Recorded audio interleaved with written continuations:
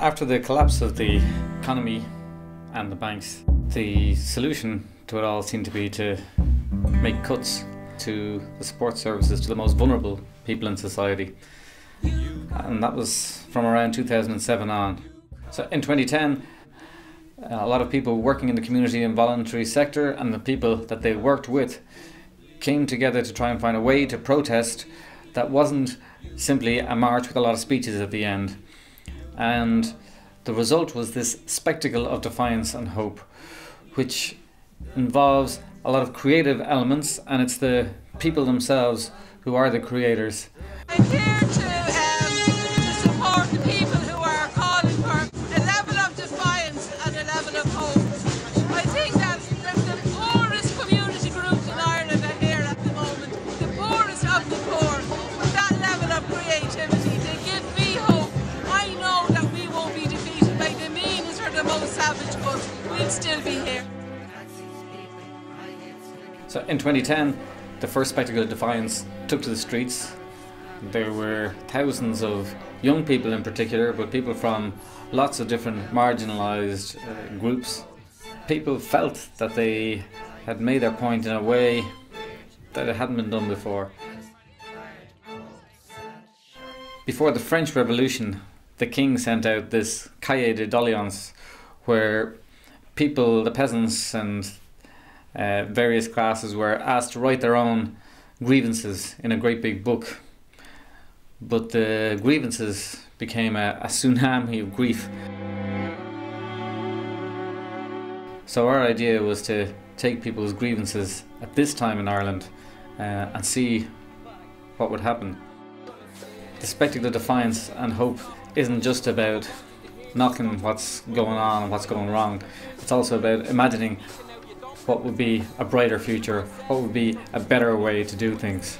So people were asked to put down not just their grievances but their hopes as well.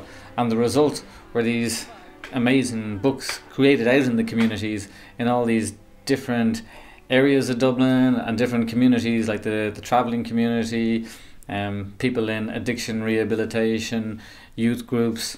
So this is a chance to say, look, we did at the time say that this isn't fair, this is wrong, there is a better way. Dark horse on the wine. But what we want to do now is to express them in a new way.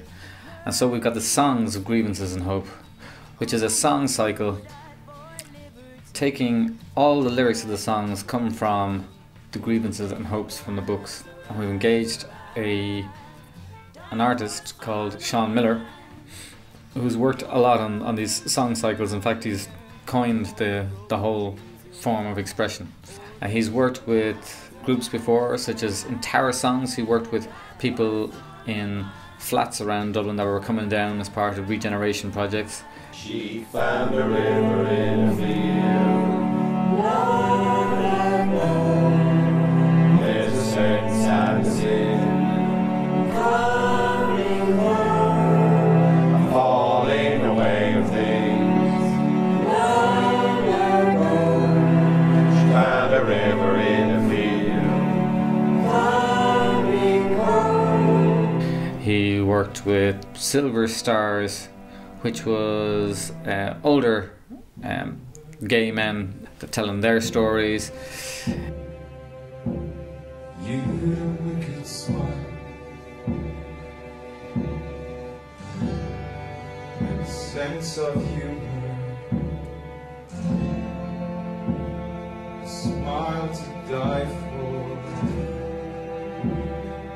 Everybody said it about you. In The Blue Boy, it was with people who had been abused by the clergy.